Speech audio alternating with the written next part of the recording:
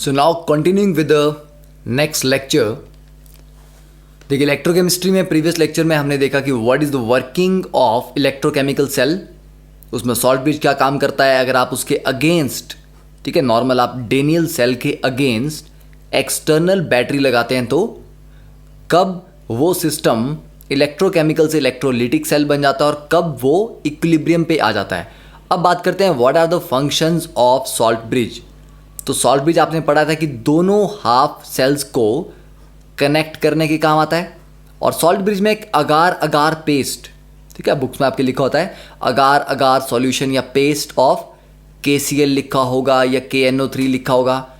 तो KCl ही क्यों use किया या KNO3 ही क्यों यूज़ किया, इसका मेन रीज़न क्या है कि हम चाहते हैं कि जब भी सॉल्ट ब्रिज में कोई भी पेस्ट रखा जाए तो एक तरफ उसके कैटायन फ्लो करेंगे, एक तरफ एनायन. ठीक है, मान लीजिए अगर ये हमारा एनोड हाफ सेल है और ये कैथोड है, तो एनोड पे क्या होता है, पॉजिटिव चार्ज बढ़ता जाता है सॉल्यूशन में. उस पॉजिटिव चार्ज को बैलेंस करने के लिए हमें क्या चाहिए, नेगेटिव. तो मतलब KCl के Cl नेगेटिव इस तरफ फ्लो करेंगे. कैथोड में सॉल्यूशन में नेगेटिव चार्ज बढ़ता जाता है तो उसको न्यूट्रलाइज करने के लिए K पॉजिटिव इस तरफ जाएगा. तो ये बहुत इंपॉर्टेंट है कि जिस स्पीड से Cl नेगेटिव आयंस इधर मूव कर रहे हैं लेफ्ट में, उसी स्पीड से K पॉजिटिव आयन भी कैथोड की तरफ जाने चाहिए. मीन्स द स्पीड्स और the mobility of both ions should be similar. तो KCl में K पॉजिटिव और Cl नेगेटिव दोनों की मोबिलिटी सिमिलर होती है, KNO3 में भी होती है. That is why they are taken in the salt bridge. तो आप किसी भी रैंडम इलेक्ट्रोलाइट को नहीं ले सकते. ठीक है, अब देखते हैं फंक्शंस की बात. तो पहला फंक्शन क्या है, it completes the circuit by connecting to half cell. दोनों हाफ सेल को कनेक्ट करने के लिए हमें एक तो आपने यहां पर इलेक्ट्रोड रखे, उनको वायर के थ्रू कनेक्ट किया, ये आधा सर्किट बना. बाकी आधा किससे कंप्लीट होता है, सॉल्ट ब्रिज से. तो ये सर्किट कंप्लीट करता है. सेकेंड, लिक्विड जंक्शन पोटेंशियल को मिनिमाइज करता है. ठीक है, तो अभी हम देखेंगे नेक्स्ट कि लिक्विड जंक्शन पोटेंशियल क्या होता है. Third, to maintain the electrical neutrality. तो एनोड में जो आपको मैंने अभी एग्जांपल दिया कि पॉजिटिव चार्ज डेवलप हो रहा था, उसको ये Cl नेगेटिव आयन बैलेंस करेंगे, और दूसरी तरफ जो नेगेटिव चार्ज डेवलप हो रहा था उसको ये K पॉजिटिव आयंस बैलेंस करेंगे. ठीक है, तो दोनों तरफ ये इलेक्ट्रिकल न्यूट्रलिटी मेंटेन करके रखता है जिससे करंट कॉन्टिन्यूसली चलता रहे. फोर्थ, सॉल्ट ब्रिज की वजह से ही आप दोनों हाफ सेल्स को अलग अलग बीकर में रख पा रहे हो. ठीक है, तो it prevents mixing of two electrolyte. के एनोड वाला जो इलेक्ट्रोलाइट है वो अलग है, कैथोड वाला अलग है. दोनों की मिक्सिंग यहां पर नहीं हो रही, दोनों अलग अलग कंटेनर्स में रखे हुए हैं. तो सिर्फ सॉल्ट ब्रिज की वजह से ये पॉसिबल है. ठीक है, अब इसमें एक इंपॉर्टेंट चीज़ आप ये याद रख सकते हो कि जो भी स्पीड ऑफ कैटायन है, इसको लिख ले, speed of cation should be equal to speed of anion. ठीक है, किसके लिए हो रही बात ये, सॉल्ट ब्रिज में जो आपने पेस्ट रखा हुआ है. ठीक है, फॉर एग्जांपल KCl यूज करते हैं, KNO3 यूज करते हैं, अमोनियम नाइट्रेट NH4NO3 भी यूज करते हैं. अब नेक्स्ट पूछते हैं एक छोटा सा क्वेश्चन कि क्या ये पॉसिबल है कि हम दोनों मेटल्स को सेम कंटेनर में ही रखें और रिएक्शन हो जाए, कि इलेक्ट्रोकेमिकल सेल कुछ ऐसे करवाएं कि एक ही कंटेनर हो. यहाँ पर जिंक रॉड है, इसी कंटेनर में यहाँ पर कॉपर रॉड रखी हुई है और यहाँ पर इलेक्ट्रोलिटिक सॉल्यूशन रखा हुआ है. तो क्या एक कंटेनर में रख के ये रिएक्शन करवाना पॉसिबल है. Now this is the thought provoking question for you. ठीक है, आपको सोचना है.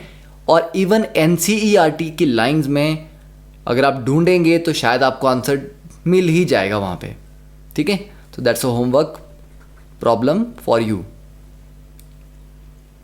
अब बात करते हैं LLJP. What is LLJP? LLJP is the liquid junction potential. अभी बात की ना मैंने कि it minimise the liquid junction potential.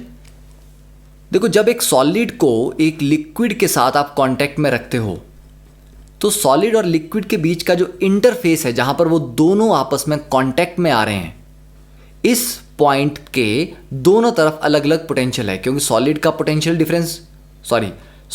Potential कुछ और है, लिक्विड का कुछ और है। ठीक है, तो एक तरफ सॉलिड है, एक तरफ लिक्विड है, तो ये जो इंटरफेस है इसके दोनों तरफ दो अलग अलग पोटेंशियल होंगे, तो यहां पर एक पोटेंशियल डिफरेंस आ जाएगा।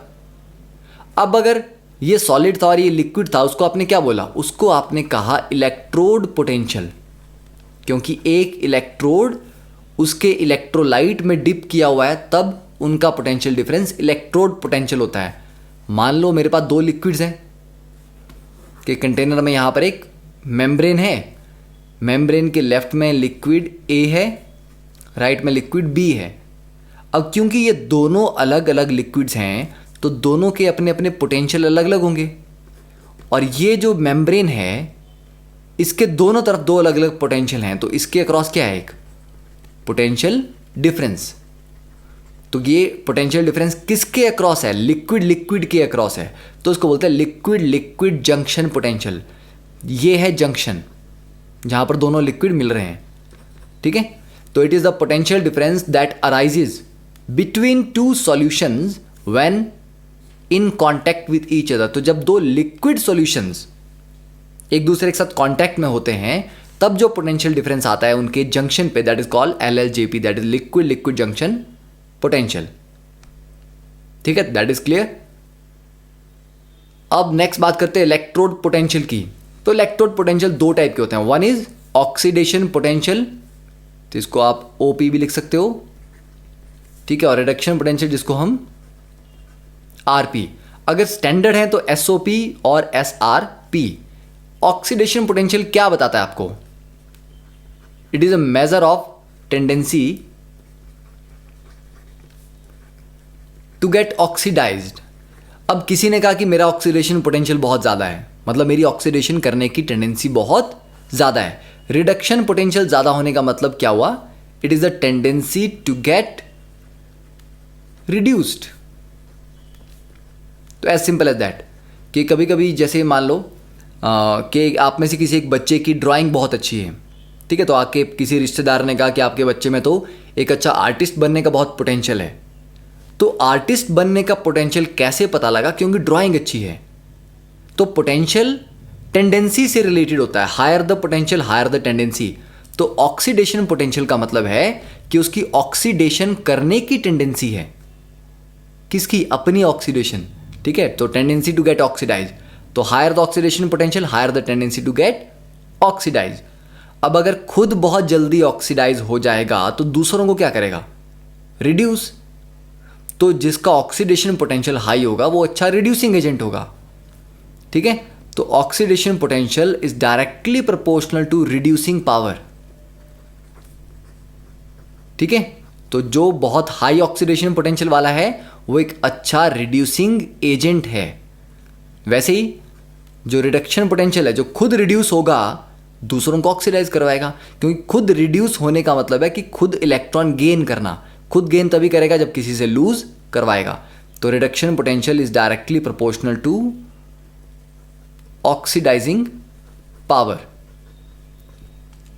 ठीक है, साथ के साथ आपको नोट डाउन करना है। तो ऑक्सीडेशन के एग्जांपल क्या हो सकते हैं? जैसे जिंक आयनाइज हो रहा है जिंक 2 पॉजिटिव में और 2 इलेक्ट्रॉन। अब इसको रिप्रेजेंट कैसे किया आपने? इलेक्ट्रोड पोटेंशियल है तो E से रिप्रेजेंट करेंगे।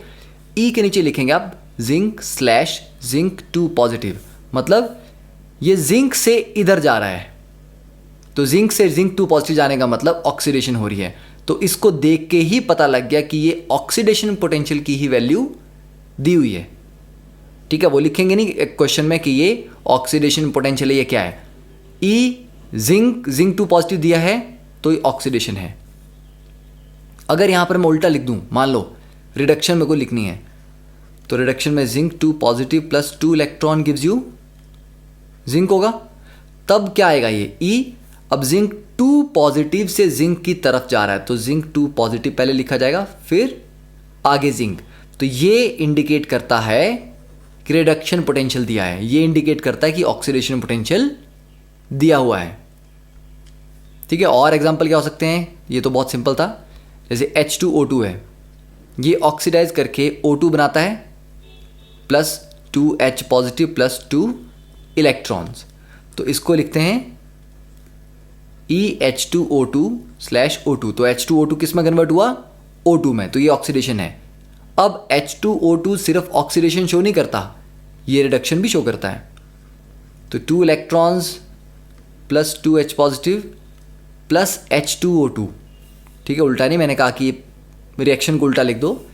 H2O2 इलेक्ट्रॉन लूज करके O2 बनाता है और इलेक्ट्रॉन गेन करके बनाता है 2 वाटर मॉलिक्यूल।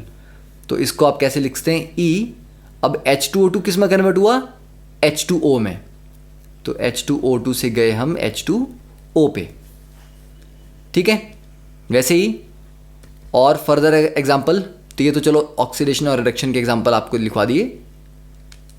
इसमें और हैं, जैसे कि AgCl दिया हुआ है, तो AgCl सॉलिड है, इलेक्ट्रॉन गेन करके क्या बनाएगा, फिर Ag सॉलिड है प्लस Cl नेगेटिव है सॉल्यूशन में ऑलरेडी, ये क्या बनाएगा। ठीक है, देखो अब पहला वाला जो केस है AgCl electron gain, AgCl basically क्या है, इसमें Ag पॉजिटिव है और Cl नेगेटिव है, तो इलेक्ट्रॉन कौन गेन कर सकता है, Ag पॉजिटिव। तो ये Ag पॉजिटिव इस इलेक्ट्रॉन को गेन करेगा और सिल्वर बन के बाहर निकल जाएगा सॉल्यूशन में, सॉलिड अलग हो जाएगा, पीछे क्या रह जाएगा, Cl नेगेटिव। तो इसको रिप्रेजेंट कैसे करना है, AgCl/सिल्वर/Cl नेगेटिव। तो AgCl से ये Ag में गया पर Cl नेगेटिव भी साथ में प्रेजेंट है। अब इसको उल्टा लिखें अगर हम कि Ag प्लस Cl नेगेटिव, ये तो होगी रिडक्शन। अगर ऑक्सीडेशन लिखनी हो तो Ag मतलब सिल्वर की रॉड है। देखो ये वाला जो एग्जांपल है, इसको आपने कैसे इमेजिन करना है कि सिल्वर की रॉड है आपके पास, ठीक है, और सॉल्यूशन है क्लोराइड्स का, क्लोराइड का सॉल्यूशन है। अब ये Ag जो सिल्वर की रॉड है, अब इस रॉड में से अगर एक सिल्वर ऑक्सीडाइज होता है और सॉल्यूशन में जाता है तो क्या बनेगा, वो Ag पॉजिटिव, और वो Ag पॉजिटिव इस क्लोराइड के साथ, क्योंकि सॉल्यूशन में तो क्लोराइड्स हैं, तो इस क्लोराइड के साथ इमीडिएटली कंबाइन कर जाएगा। तो जैसे ही Ag ऑक्सीडाइज करके Ag पॉजिटिव बनेगा, उसको आप यहाँ Ag पॉजिटिव नहीं लिखोगे, वो AgCl के साथ कंबाइन करके AgCl बना लेगा और इलेक्ट्रॉन रह जाएगा मेटल पे। तो ये ध्यान रखना है कि Ag जब भी Ag पॉजिटिव बनाता है और क्लोराइड आयन प्रेजेंट हो सॉल्यूशन में, तो हम AgCl लिखते हैं प्रोडक्ट, Ag पॉजिटिव नहीं लिखते। तो अब इसका रिप्रेजेंटेशन आएगी उल्टा, Ag से हम जा रहे हैं AgCl की तरफ और क्लोराइड्स आयन प्रेजेंट है सॉल्यूशन में। ठीक है, दिस इज़ वेरी इंपॉर्टेंट, क्योंकि आपको कभी कभी इस तरह से मेटल जो इनसॉल्युबल सॉल्ट्स है मेटल के, उनके हाफ सेल भी लिखने के लिए आते हैं। ओके, तो नोट कर लिया। अब नेक्स्ट मूव करते हैं कि इलेक्ट्रोड पोटेंशियल किस किस पे डिपेंड करता है, कि E की वैल्यू है, ऑक्सीडेशन हो या रिडक्शन हो, तो किस किस टर्म पे वो डिपेंड करेगा फैक्टर्स पे। पहली चीज़, नेचर ऑफ मेटल और इलेक्ट्रोड। जिंक का इलेक्ट्रोड पोटेंशियल कुछ और होगा, कॉपर का कुछ और होगा, सिल्वर का कुछ और होगा, तो अलग अलग मेटल्स की अलग अलग टेंडेंसीज होंगी इलेक्ट्रॉन गेन या लूज करने की। Second, concentration of metal ions. देखो कंसंट्रेशन पे कैसे डिपेंड करता है। अगर मैं लिखूँ रिएक्शन के zinc is in equilibrium with zinc 2 positive plus 2 electrons, ठीक है, तो ये क्या हो रहा है, यहाँ पे ऑक्सीडेशन हो रही है। तो अगर ये E लिखूंगा मैं, तो ये E बेसिकली ऑक्सीडेशन पोटेंशियल है। ये रिएक्शन जितना ज़्यादा फॉरवर्ड जाएगा, मतलब ऑक्सीडेशन उतनी ही ज़्यादा हो रही होगी। अब इसको अगर हम इक्विलिब्रियम के अकॉर्डिंग समझें कि इक्विलिब्रियम मिक्सचर में अगर मुझे फॉरवर्ड ज़्यादा लेके जाना है रिएक्शन को, तो जिंक 2 पॉजिटिव को क्या करना पड़ेगा, कम, प्रोडक्ट को मतलब निकालते रहो। अगर मैं प्रोडक्ट को निकालता रहूँ या इन 2 इलेक्ट्रॉन्स को या इस जिंक 2 पॉजिटिव को रिमूव करता रहूँ, तो रिएक्शन फॉरवर्ड जाता जाएगा ली चैटले प्रिंसिपल के अकॉर्डिंग, कि we remove the products, reaction goes forward. जितना फॉरवर्ड जाएगा और ऑक्सीडेशन होगी, तो ई ऑक्सीडेशन पोटेंशियल बढ़ेगा एज रिएक्शन मूव्स फॉरवर्ड। अगर रिएक्शन बैकवर्ड जाने लग गया तो इसका मतलब कि ऑक्सीडेशन की टेंडेंसी नहीं हो रही, उल्टा रिडक्शन की टेंडेंसी स्टार्ट होगी, तो ऑक्सीडेशन पोटेंशियल कम होता जाएगा। तो E oxidation potential decreases as reaction moves backward. तो रिएक्शन कितना फॉरवर्ड जाएगा कितना बैकवर्ड जाएगा ये किस पे डिपेंड कर रहा है, इसके इक्विलिब्रियम कॉम्पोजिशन पे, कितना फॉरवर्ड जाके इक्विलिब्रियम आया। तो मैं जिंक 2 पॉजिटिव बढ़ा दूं तो रिएक्शन पीछे चलेगा, घटा दूं तो आगे जाएगा। ठीक है, तो फॉरवर्ड कैसे जाएगा, अगर जिंक 2 पॉजिटिव की कंसंट्रेशन कम कर दी जाए, और पीछे कैसे जाएगा, अगर जिंक 2 पॉजिटिव की कंसंट्रेशन बढ़ा दी जाए। तो मतलब कंसंट्रेशन बढ़ाने से रिएक्शन की डायरेक्शन चेंज हुई, डायरेक्शन चेंज हुई इसीलिए उसके ऑक्सीडेशन या रिडक्शन पोटेंशियल की वैल्यूज भी चेंज होंगी। तो कंसंट्रेशन ऑफ मेटल आयंस पे डिपेंड करता है। थर्ड, टेम्परेचर, क्योंकि टेम्परेचर अगर आप चेंज करोगे तो इक्विलिब्रियम की पोजीशन बदल जाएगी, और अगर इक्विलिब्रियम थोड़ा और राइट में चला गया तो इस रिएक्शन का ऑक्सीडेशन पोटेंशियल बढ़ जाएगा।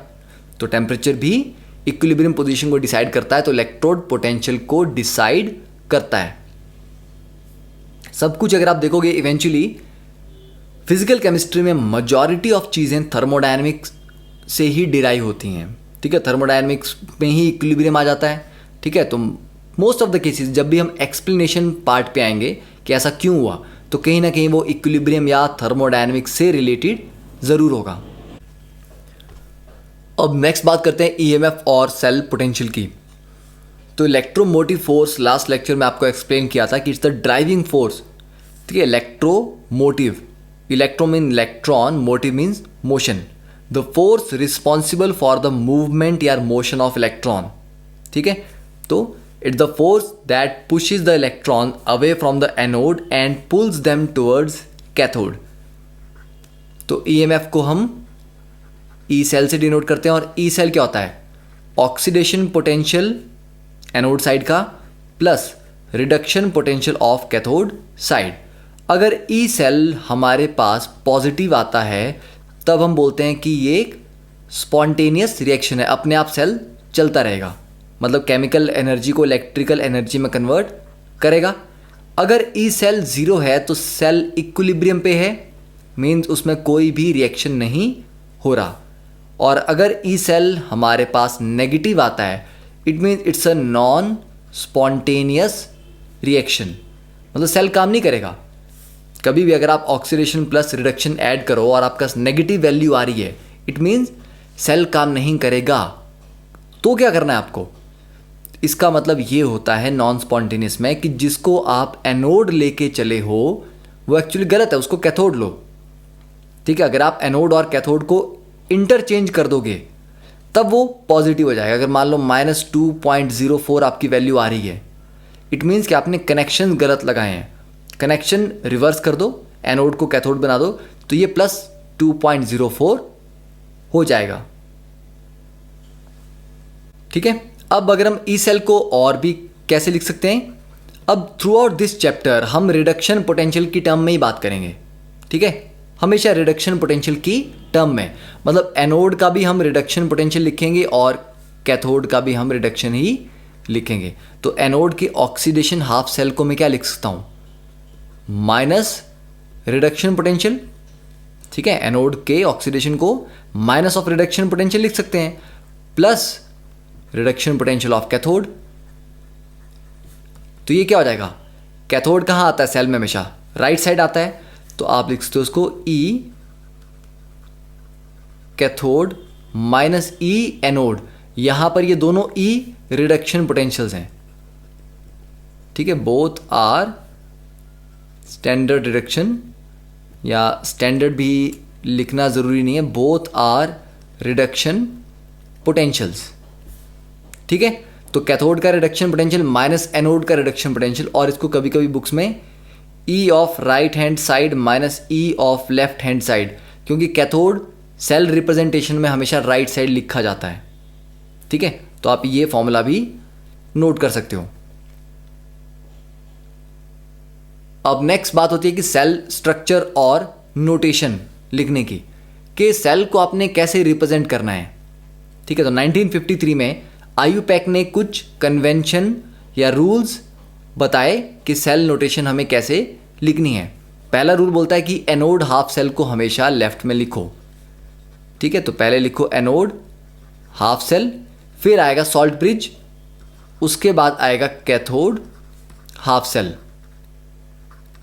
ठीक है, तो ये जो दो वर्टिकल लाइंस लगाई मैंने, ये सॉल्ट ब्रिज की रिप्रेजेंटेशन है। तो सॉल्ट ब्रिज के लेफ्ट में एनोड हाफ सेल, राइट में कैथोड हाफ सेल। फिर फेज बाउंड्रीज होती हैं। Phase boundaries they are indicated by vertical lines. ठीक है, इस तरह की वर्टिकल लाइंस और सेमीकॉलन। ठीक है, तो फेज बाउंड्री जब भी हो, मतलब फेज बाउंड्री का मतलब कि सॉलिड और लिक्विड को एक बाउंड्री से सेपरेट करना पड़ेगा, क्योंकि सॉलिड अलग फेज है, लिक्विड अलग फेज है। ठीक है, तो यहां पर क्या करेंगे, जैसे कि हमारे पास एनोड हाफ सेल है जिंक वाला, तो जिंक 2 पॉजिटिव में ऑक्सीडाइज होकर 2 इलेक्ट्रॉन छोड़ रहा है, और कॉपर 2 पॉजिटिव ये 2 इलेक्ट्रॉन गेन करके कॉपर में रिड्यूस हो रहा है। तो ये बन गया आपका सेल। तो इसको कैसे लिखेंगे आप, इसको लिखेंगे पहले एनोड हाफ सेल। ठीक है, तो जिंक था, जिंक से बना जिंक 2 पॉजिटिव, तो जिंक सॉलिड है मेटल और जिंक 2 पॉजिटिव आयन है, तो इनके बीच में फेज बाउंड्री आएगी, एक वर्टिकल लाइन।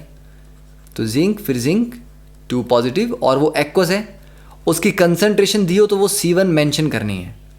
ठीक है, उसके बाद आ गया salt bridge, anode half cell लिख दिया हमने, फिर सॉल्ट ब्रिज आ गया 2 वर्टिकल लाइंस, फिर कैथोड हाफ सेल। कैथोड पे कौन कहाँ जा रहा है, कॉपर 2 पॉजिटिव जा रहा है कॉपर सॉलिड में, तो copper 2 positive aqueous vertical line phase boundary copper solid में, और कॉपर 2 पॉजिटिव की कंसंट्रेशन C2 मेंशन कर सकते हैं अगर गिवन हो।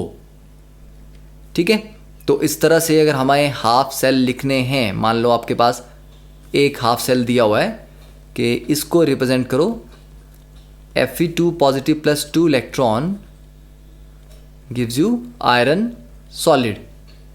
तो इसको हम कैसे डिनोट करेंगे, नोटेशन के थ्रू। ये क्या है, ऑक्सीडेशन है कि रिडक्शन हो रही है, रिडक्शन हो रही है, तो आप इसको सॉल्ट ब्रिज के दूसरी तरफ लिखोगे, राइट साइड। ठीक है, तो कैसे लिखेंगे इसको, Fe2 पॉजिटिव एक्वस से जा रहा है ये Fe सॉलिड में।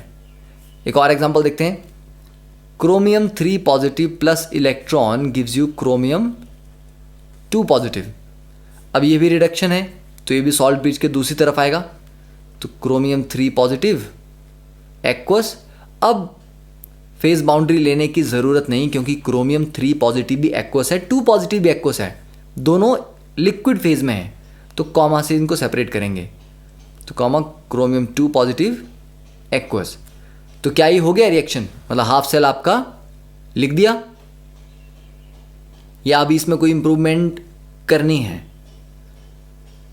देखो, अगर आपको इसको में लगता है कि यस दिस इज ऑल, तो ये गलत है। क्यों, क्योंकि यहां पर कोई इलेक्ट्रोड तो है नहीं। इलेक्ट्रोड एक ऐसा सरफेस होता है जिस पे ऑक्सीडेशन और रिडक्शन होती हैं, ना तो क्रोमियम 3 पॉजिटिव आयन वो सरफेस दे सकता है, ना तो 2 पॉजिटिव। तो जब आपके पास मेटल ना हो किसी रिएक्शन में, तो आपको एक इलेक्ट्रोड लेना पड़ता है, इनर्ट इलेक्ट्रोड। ठीक है, आयरन के केस में क्या है, ये आयरन रिड्यूस होके बना, और ये आयरन की जो रॉड होगी वहाँ पे वो एज ए इलेक्ट्रोड काम कर रहा होगा, यहाँ पर कोई मेटल नहीं है, तो इसमें एक इनर्ट इलेक्ट्रोड, जो कि जनरली प्लेटिनम लेते हैं या कार्बन ग्रेफाइट ले सकते हो, ठीक है, तो वो लेना पड़ता है। तो प्लेटिनम यहाँ पर इलेक्ट्रोड की तरह काम करेगा कि उसके सरफेस पे जाके रिडक्शन होगी। तो ये ध्यान रखना है कि अगर सिर्फ आयन्स ही दिए हैं तो आपको एक इनर्ट इलेक्ट्रोड लेना है।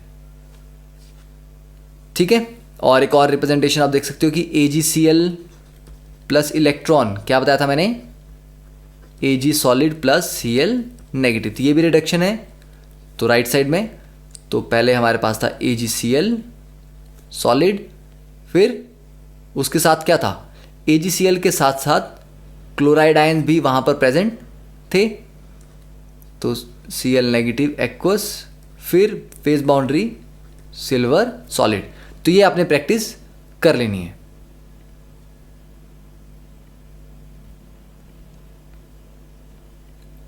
ठीक है, अब नेक्स्ट कि आयन आयन इलेक्ट्रोड क्या होते हैं। देखो, आयन आयन इलेक्ट्रोड जिसमें आयन्स ही प्रेजेंट हो, तो जो अभी आपको मैंने क्रोमियम वाला एग्जांपल दिया, सेम एग्जांपल।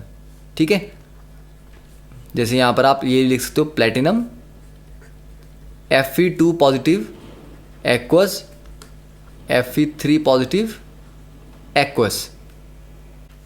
तो इसके केस में हाफ सेल क्या है, Fe2 पॉजिटिव जा रहा है Fe3 पॉजिटिव में, तो मतलब Fe2 पॉजिटिव Fe3 पॉजिटिव में जा रहा है और एक इलेक्ट्रॉन लूज कर रहा है, तो ऑक्सीडेशन हो रही है यहाँ पे। तो क्योंकि Fe2 पॉजिटिव और 3 पॉजिटिव दोनों ही मेटल नहीं है, तो इसलिए एक इनर्ट इलेक्ट्रोड प्लेटिनम यहाँ पर लेना पड़ा। तो this representation is called ion ion electrode. Okay, second is gas electrode. अब सिर्फ आयन की जगह कहीं गैस भी आ सकती है। तो गैसेस स्पीशीज का एग्जाम्पल हमारे पास है, जैसे क्लोरीन गैस है, ये 2 इलेक्ट्रॉन गेन करके कन्वर्ट होता है 2Cl नेगेटिव में। तो यहाँ पर भी कोई सॉलिड तो नहीं है इलेक्ट्रोड, ना कोई मेटल है, कुछ नहीं ऐसा। ठीक है, तो इसकी रिप्रेजेंटेशन कैसे करेंगे, रिडक्शन हो रही है तो ये सॉल्ट ब्रिज के राइट साइड में लिखा जाएगा, तो Cl2।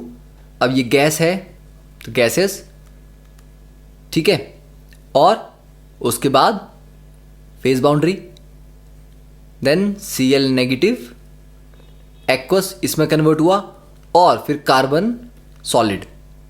क्योंकि कार्बन ग्रेफाइट यहां पर एज अ इलेक्ट्रोड यूज किया जा रहा है, प्लैटिनम यूज करना प्लैटिनम यूज कर सकते हो, कोई प्रॉब्लम नहीं है। ठीक है, तो हमें एक इलेक्ट्रोड चाहिए होता है अगर हमारे पास और कोई मेटल वहां पर प्रेजेंट नहीं है। तो ये एग्जांपल हो गया गैस इलेक्ट्रोड का। Then third is the insoluble salt electrode, जो कि आपको मैंने AgCl का एग्जांपल दिया था कि AgCl सॉलिड, ये अगर इलेक्ट्रॉन गेन करेगा तो Ag पॉजिटिव इलेक्ट्रॉन गेन करके सिल्वर बना रहा है plus Cl negative as it is. तो ये भी रिडक्शन का एग्जांपल है। ठीक है, तो यहां पर रिडक्शन किसकी हो रही है, AgCl की, तो AgCl। ठीक है, अब इसको ट्राई करो लिखने की, इसको कैसे लिखेंगे हम, AgCl था सॉलिड, उससे किस में कन्वर्ट हुआ, Cl नेगेटिव एक्वस, और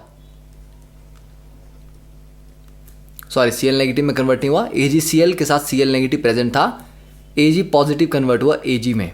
ठीक है, तो this is the representation for this insoluble salt electrode. तो जस्ट आपको ये नोट डाउन करके रखनी है, काम आएगा।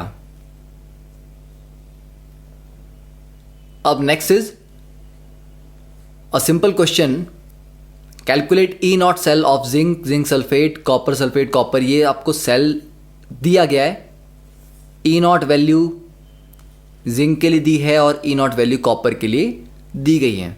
ठीक है, ये दिया है।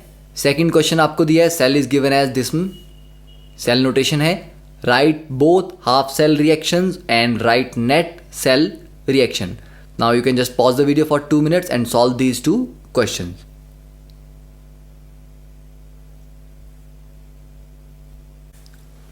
अब देखो फर्स्ट क्वेश्चन में क्या करना है, यहां पे हमें पता है कि ई सेल किसके बराबर होता है, ई of cathode minus E of anode, ये भी होता है। और आप इसको ये भी बोलते हो ई ऑक्सीडेशन पोटेंशियल प्लस ई रिडक्शन पोटेंशियल।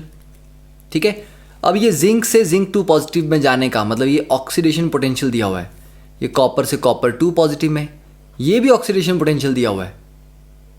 ठीक है, अब इसमें आइडेंटिफाई करो कैथोड कौन है, राइट साइड वाला कैथोड है, लेफ्ट साइड एनोड।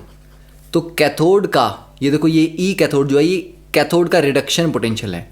तो कैथोड का अगर ऑक्सीडेशन पोटेंशियल -0.34 है तो रिडक्शन +0.34 होगा।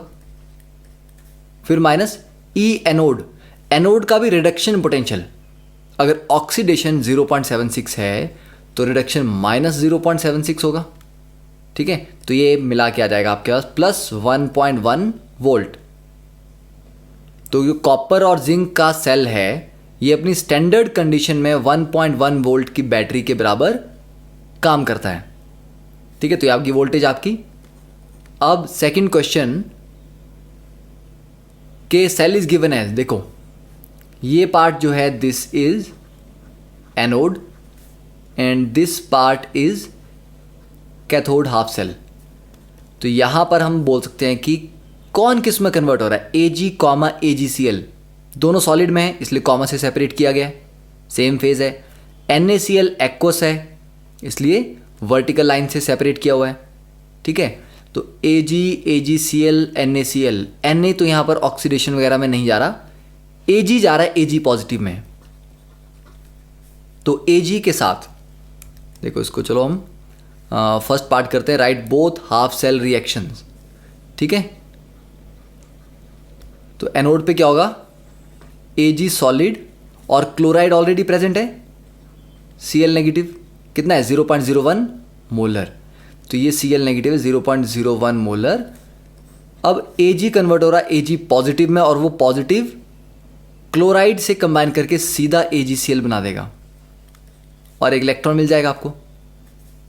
ठीक है, ये हो गया एनोड हाफ सेल। और कैथोड पे चेक करें तो कैथोड पे AgNO3 से Ag में जा रहा है, मतलब Ag पॉजिटिव जिसकी कंसंट्रेशन है 0.2 मोलर, वो इलेक्ट्रॉन गेन करके कन्वर्ट हो रहा है सिल्वर सॉलिड में। तो ये तो हो गया दोनों रिएक्शन। सेकंड पार्ट है राइट नेट सेल रिएक्शन। तो नेट सेल रिएक्शन के लिए क्या करना है, दोनों को ऐड कर देना है। तो ऐड करेंगे, इलेक्ट्रॉन इलेक्ट्रॉन कैंसिल हो जाएगा, Ag सॉलिड ये भी कैंसिल हो जाएगा। ठीक है, तो नेट सेल जो रिएक्शन है वो तो सिर्फ यही है कि ये Ag पॉजिटिव कौन सा 0.2 मोलर AgNO3 वाला प्लस Cl नेगेटिव कौन सा NaCl वाला 0.01 मोलर, ये बना रहे हैं AgCl सॉलिड। ठीक है, तो this is the question, now you can just note it down.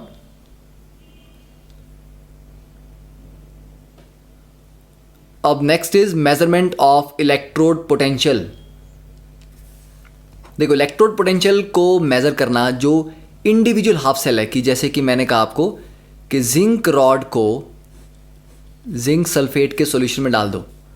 ठीक है, this is zinc sulphate solution और ये है जिंक रॉड। तो जिंक रॉड और उसके लिक्विड के बीच में, मतलब उसके इलेक्ट्रोलाइट के बीच में एक पोटेंशियल डिफरेंस आएगा जिसको आप इलेक्ट्रोड पोटेंशियल बोलते हो। पॉइंट ये है कि उस इलेक्ट्रोड पोटेंशियल को आप एब्सोल्युटली मेजर नहीं कर सकते कि एग्जैक्ट जिंक और जिंक सल्फेट के बीच में कितना पोटेंशियल डिफरेंस है। तो the potential of individual half cell can not be measured. Individual half cell का नहीं मेजर कर सकते। हम क्या मेजर कर सकते हैं, the difference between two half cell potentials that gives E cell, मतलब ई सेल निकाल सकते हैं। अब इसमें प्रॉब्लम क्या है कि ई सेल क्या होता है, इट इज ई ऑक्सीडेशन, या आप ये बोल दो ई कैथोड माइनस ई एनोड, ये होता है ई सेल। तो हम ये कैलकुलेट कर सकते हैं कैसे, दो हाफ सेल लो, एक में यहां पर आपने मान लो जिंक रखा, एक में कॉपर रखा, दोनों के इलेक्ट्रोड लिए, इलेक्ट्रोलाइट लिए, सॉल्ट ब्रिज लगाया, वायर से कनेक्ट किया, यहाँ पर एमीटर है, इसके पैरेलल में एक वोल्ट मीटर लगा दिया। तो वोल्ट मीटर आपको वोल्टेज की वैल्यू दे देगा ई सेल की। तो यहाँ पर ये जो वोल्ट मीटर है ये आपको वैल्यू बता देगा कि कितनी ई सेल की वैल्यू आ रही है। तो ये तो डिफरेंस आ रहा है। अगर मेरे को कैथोड की एग्जैक्ट वैल्यू निकालनी हो, ई सेल भी मुझे नहीं पता, सिर्फ कैथोड की ही चाहिए, तो हम कैसे निकालेंगे। तो इसका सॉल्यूशन इन्होंने क्या किया कि हम इंडिविजुअल की तो मेज़र नहीं कर सकते। हम क्या करते हैं, जैसे कि मान लो आप जिस कमरे में बैठे हो इसकी दीवार पे एक वॉल क्लॉक है, ठीक है, this is the wall clock. तो वॉल क्लॉक की हाइट कितनी है, आप बोलोगे फर्श से मेजर कर लो, this is the height h। तो हाइट इसकी h तो फर्श से हुई ना। अगर आप ऑलरेडी बिल्डिंग के सेकंड फ्लोर पे हो, ग्राउंड से मेजर करना स्टार्ट करोगे तो हाइट कुछ और आएगी, ठीक है। तो हाइट जब हम मेज़र करते हैं तो एक रेफरेंस पॉइंट लेते हैं कि yes this is the zero level, यहाँ से मेज़र कर रहे हैं। तो वैसे ही इन्होंने कहा कि चलो एक काम करते हैं, हम ई सेल कैलकुलेट कर सकते हैं, ठीक है, उनका इंडिविजुअल नहीं कैलकुलेट कर सकते। तो ई सेल में अगर किसी एक को मैं ज़ीरो मान लूँ, एज्यूम कर लेता हूँ, ठीक है, कि ये ज़ीरो है, तो जो ई सेल है वही माइनस ऑफ ई एनोड बन जाएगा। या उल्टा कर लेते हैं, इसको ज़ीरो मानने की जगह पे हम एनोड वाले को ज़ीरो मान लेते हैं। तो एनोड को अगर हम ज़ीरो मान लें तो E cell is equal to E cathode बन जाएगा। तो ये हम काम करेंगे कि एक इलेक्ट्रोकेमिकल सेल में जहां पर दो हाफ सेल होते हैं, एक हाफ सेल को स्टैंडर्ड मान लो, स्टैंडर्ड उसको ज़ीरो मान लो, उसको मान लो ज़ीरो, और उसके साथ अलग अलग सेल लगाते चलो, अलग अलग सेल, ठीक है। तो क्या आ जाएगा आपके पास? तो आपके पास जो ई सेल आएगा वो दूसरे वाले हाफ सेल की वैल्यू के बराबर होगा। तो ऐसा जो एक स्टैंडर्ड सेल है जिसको हम ज़ीरो मानते हैं, उसको बोलते हैं स्टैंडर्ड हाइड्रोजन इलेक्ट्रोड, ठीक है। हमेशा नहीं बोलते उसको स्टैंडर्ड हाइड्रोजन इलेक्ट्रोड, मतलब हमने एक हाइड्रोजन इलेक्ट्रोड वाला हाफ सेल बनाया और उसको हमने बोला कि ये हमारा स्टैंडर्ड है। आप किसी को भी ले सकते हो, किसी भी हाफ सेल को स्टैंडर्ड ले सकते हो, कोई प्रॉब्लम नहीं है, ठीक है। पर हम जिसको लेते हैं, जिसके बेस पे हम अपनी इलेक्ट्रोकेमिकल सीरीज बनाते हैं, वो स्टैंडर्ड हाइड्रोजन इलेक्ट्रोड है, ठीक है। तो ये क्या है? ये एक रेफरेंस इलेक्ट्रोड है जिसके रिस्पेक्ट में हम बाकियों का पोटेंशियल मेजर कर रहे हैं। तो it's a convenient reference electrode against which the potential of all other half cells are measured, ठीक है। इतना समझ आ गया कि ये एक रेफरेंस इलेक्ट्रोड है और रेफरेंस इलेक्ट्रोड किसी को भी ले सकते हो। Now this is the construction of a standard hydrogen electrode, इसको SHE शॉर्ट फॉर्म में लिख सकते हैं, ठीक है। अब कंस्ट्रक्शन में क्या है हमारे पास, ये कि यहां पर कंटेनर है, कंटेनर में 1 मोलर H पॉजिटिव का सॉल्यूशन है, स्ट्रिक्टली 1 मोलर। स्ट्रिक्टली क्यों? क्योंकि ये स्टैंडर्ड हाइड्रोजन इलेक्ट्रोड है, तो कंडीशन भी स्टैंडर्ड होनी चाहिए, ठीक है। और यहां पर हमारा जो टेम्परेचर होगा वो होगा 298 केल्विन। फिर इस पे हमने एक ग्लास ट्यूब रखी इन्वर्टेड, जिसमें यहां पर एक ओपनिंग है, यहां से H2 गैस आ रही है 1 बार प्रेशर पे। तो आप 1 बार बोलो या अप्रॉक्सीमेटली 1 ATM लिखो। देन यहां पर ये जो येलो कलर में वायर है, ये प्लेटिनम, इसके आगे फॉइल लगी हुई है, प्लेटिनम फॉइल के ऊपर पाउडर्ड प्लेटिनम की कोटिंग है, मतलब finally divided platinum coated on the platinum foil. अब क्या होगा? अब ये सेटअप है, ये आप सेटअप आपको अब समझ आएगा कि ये बुलबुले जो बबल्स बन रहे हैं ये क्यों बन रहे हैं। अब देखो, ये एक हाफ सेल है, इसके लेफ्ट में आप किसी और एक हाफ सेल को रखोगे, ठीक है। मान लो मैंने किसको रखा, मैंने रखा जिंक वाले को, तो ये जिंक है और ये यहां पे रख दिया जिंक सल्फेट। फिर इनके बीच में क्या लगाना है, आपने सॉल्ट ब्रिज लगाना था, तो चलो हमने सॉल्ट ब्रिज भी लगा दिया। उसके बाद क्या करना होता है, इनको वायर से कनेक्ट करना होता है, तो ये वायर से कनेक्ट कर दिया और इसके पैरेलल में एक यहां पर वोल्ट मीटर लगा दिया हमने, ठीक है। तो ये बन गया आपका सेटअप। अब इस सेटअप में जो ई सेल आएगा वो क्या आएगा, ई कैथोड माइनस एनोड, तो ई कैथोड माइनस ई एनोड। अब ये वाला जो अब देखो, आपको नहीं पता कि कैथोड कौन है एनोड कौन है, क्योंकि वो तो हमारे पास रिडक्शन की वैल्यू होती थी पोटेंशियल की, तब हम बताते थे कि इसका ज़्यादा है इसका कम है, ठीक है। वो आपको करंट की डायरेक्शन से पता लगेगा।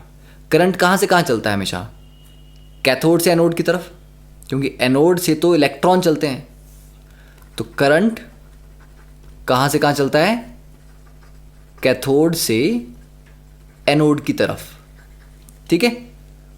और आपको रिएक्शन को देख के भी पता लगेगा कि अगर जिंक की रॉड धीरे धीरे कम होती जा रही है तो आपको लगेगा कि यस जिंक ऑक्सीडाइज हो रहा है। अगर ऐसा नहीं है, जिंक के ऊपर और डिपॉजिट हो रही हैं चीज़ें, तो जिंक का रॉड अगर मास बढ़ रहा है इसका, तो इस पर रिडक्शन हो रही होगी, इसका मास कम हो रहा है तो इसकी ऑक्सीडेशन हो रही होगी, तो वो पता चल जाएगा कि कौन एनोड और कौन कैथोड बना।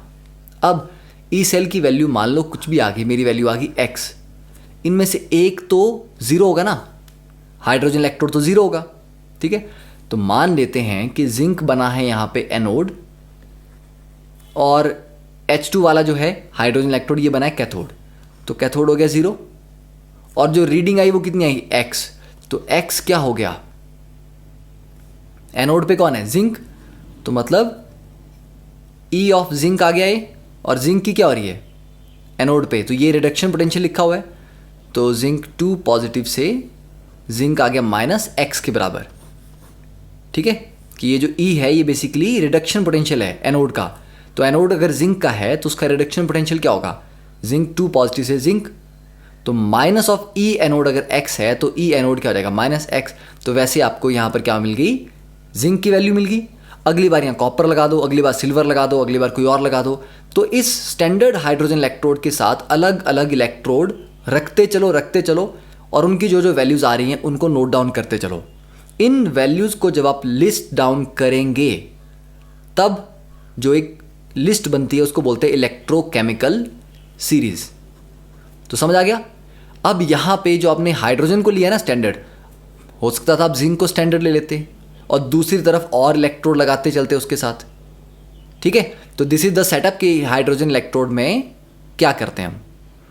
अब पर्पज़ ये कि ये क्या है, ये प्लैटिनम फॉइल क्यों थी, प्लैटिनम यहाँ इलेक्ट्रोड की तरह काम कर रहा है, क्योंकि ना तो H पॉजिटिव अपने आप में मेटल है ना H2 गैस अपने आप में मेटल है, तो मेटल तो चाहिए, तो ये इलेक्ट्रोड काम कर रहा है और इसके ऊपर finally divided powdered form of platinum क्यों लगा रखी है, क्योंकि सरफेस एरिया बढ़ेगा, सरफेस एरिया बढ़ेगा तो रिएक्शन ज़्यादा जल्दी होगा, ठीक है।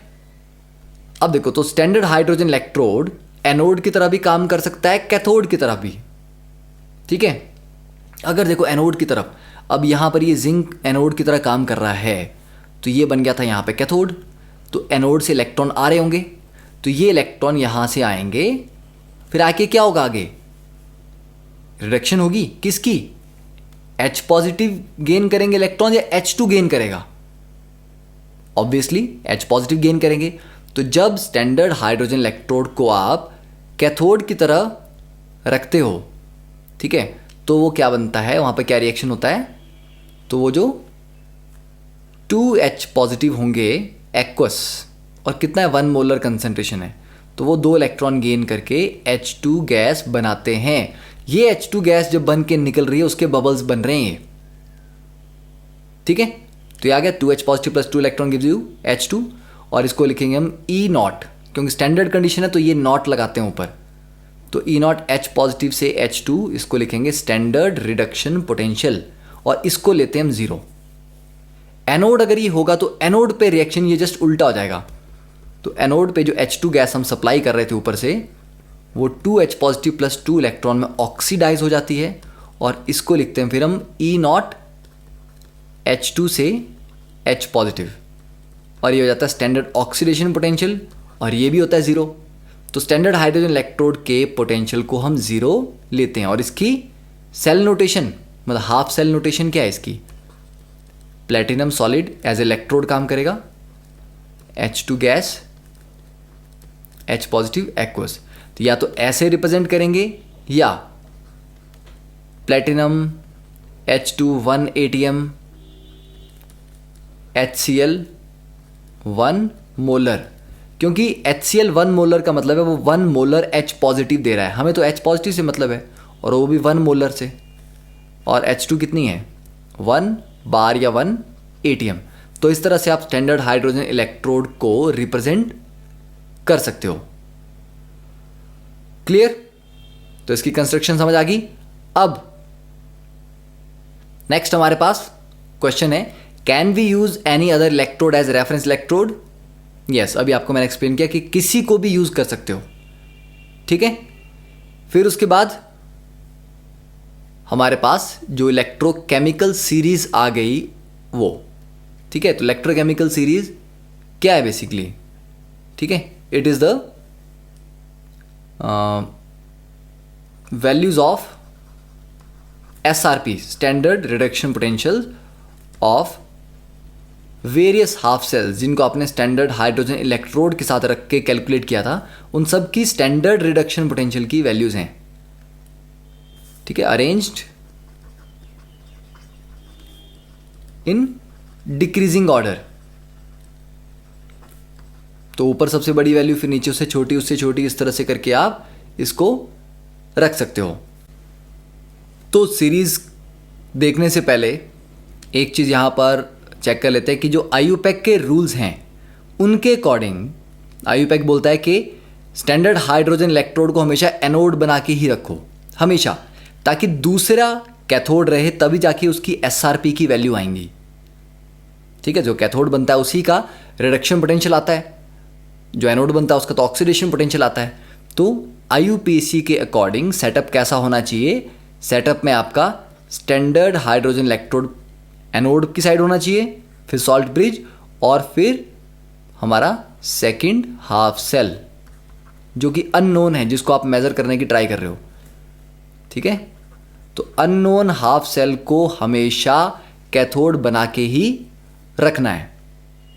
ठीक है, ये आईयूपैक के रूल्स हैं। तो इसके अकॉर्डिंग जब आप चलेंगे तो ई सेल या E naught cell, standard condition है तो ई नॉट सेल, ये क्या आएगा?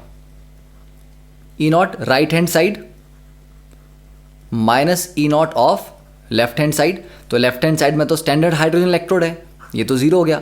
तो जो भी आपका ई नॉट सेल आएगा वो इस अननोन हाफ सेल के रिडक्शन पोटेंशियल के बराबर होगा। तो this will be equal to SRP of second half cell. तो ऐसे आप वैल्यूज इकट्ठी करते जाएंगे और उनको एक टेबुलर फॉर्म में अरेंज करेंगे। तो इसके कुछ एग्जांपल्स हैं कि कैसे कैसे आप, जैसे कि मान लीजिए कॉपर के इलेक्ट्रोड को हमने इसमें रखना है साथ में, तो प्लेटिनम सॉलिड, H2 गैस, 1 बार प्रेशर, और फिर H पॉजिटिव, एक्वस 1 मोलर। तो this is the expression given in NCERT text book. फिर कॉपर 2 पॉजिटिव एक्वस, और ये भी 1 मोलर, क्योंकि हम स्टैंडर्ड वैल्यूज कैलकुलेट कर रहे हैं, स्टैंडर्ड, तो कंसंट्रेशन हमेशा 1 मोलर ही होनी चाहिए, ऑलवेज रिमेंबर। ठीक है, कि जब भी स्टैंडर्ड इलेक्ट्रोड पोटेंशियल की बात होती है तो इलेक्ट्रोलाइट की कंसंट्रेशन 1 मोलर, टेम्परेचर 298 और प्रेशर 1 बार। तो ये एक अरेंजमेंट हो गया। तो यहां हम स्टैंडर्ड हाइड्रोजन इलेक्ट्रोड के रिस्पेक्ट में कॉपर की वैल्यू, कॉपर हाफ सेल का रिडक्शन पोटेंशियल मेजर कर रहे हैं। ठीक है, वैसे ही जिंक का भी कर सकते हो। तो यहां पर zinc 2 positive aqueous 1 molar zinc slash zinc solid आ जाएगा। ओके, तो ये जो वैल्यू आती है, ये आती है, इसकी जो वैल्यू होगी 0.34। तो ये जो ई सेल आएगा, E naught cell, right minus left, ठीक है, तो राइट की वैल्यू आएगी ये is equal to E naught, reduction potential of copper क्या होगा? कॉपर 2 पॉजिटिव से कॉपर, तो ये वैल्यू आती है प्लस 0.34 वोल्ट। तो इसको फिर आप अपनी सीरीज में, इलेक्ट्रोकेमिकल सीरीज में रख लेते हैं।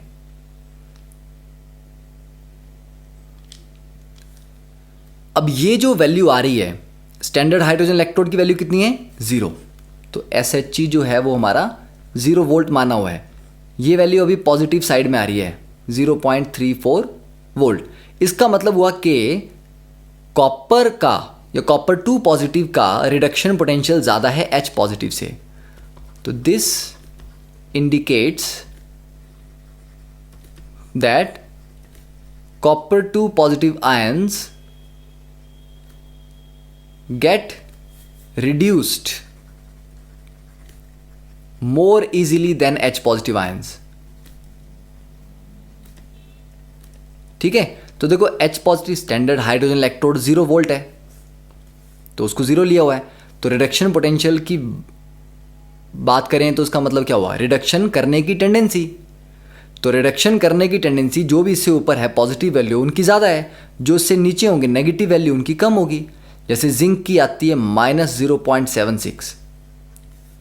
ठीक है, तो मतलब जिंक 2 पॉजिटिव आयन नहीं रिड्यूस होना चाहते H पॉजिटिव के कंपैरिजन में, कि H पॉजिटिव की वैल्यू हाई है, 0 हाई है -0.76 से। तो 0 के नीचे जितने भी आते हैं नेगेटिव वाले, मतलब उनका रिडक्शन शो करने का टेंडेंसी बहुत कम है, और जो पॉजिटिव वाले हैं उनकी रिडक्शन शो करने की टेंडेंसी ज़्यादा है। तो मतलब copper 2 positive ion H positive के कंपैरिजन में जल्दी या इजीली रिड्यूस हो जाएगा। ठीक है, दैट इज क्लियर। चलो ये सारी चीजें कि हम इन वैल्यूज से क्या क्या पता कर सकते हैं, नहीं कर सकते, वो हम क्वेश्चन के थ्रू समझेंगे। अब इन टेक्स्ट क्वेश्चन देखो यहां पर दिए गए हैं। How would you determine the standard electro potential of the system Mg2 positive से Mg? सिंपल है, ये जो आपको सेटअप यहां पर दिया, कॉपर 2 पॉजिटिव की जगह Mg2 positive, aqueous 1 molar / Mg solid, ये डाल दो तो इस सेल से हमारे पास आ जाएगा standard electro potential of magnesium. Second, can you store copper sulphate solution in a zinc pot? देखते हैं इसको। ठीक है, इलेक्ट्रोकेमिकल सीरीज एक बार कर लेते हैं। तो फर्स्ट ऑफ ऑल मैं आपको एडवाइस करूंगा कि आप इन क्वेश्चंस को एक बार अपने एंड पे ट्राई करें, then we will solve the question. And this is the electrochemical series. ये E0 जो वैल्यूज हैं ये सारी की सारी स्टैंडर्ड रिडक्शन पोटेंशियल की वैल्यूज हैं। तो ये हाईएस्ट वैल्यू 2.87 और यहां से चलते डिक्रीजिंग ऑर्डर में लोएस्ट इज -3.05। तो just go through this list once and then in the next lecture we will see कि what is the importance of this electrochemical series और इससे आप क्या क्या इंफॉर्मेशन निकाल सकते हो, किस तरह के क्वेश्चंस इसके ऊपर बेस्ड पूछे जाते हैं। Okay, and also you have to solve this 3 in text questions.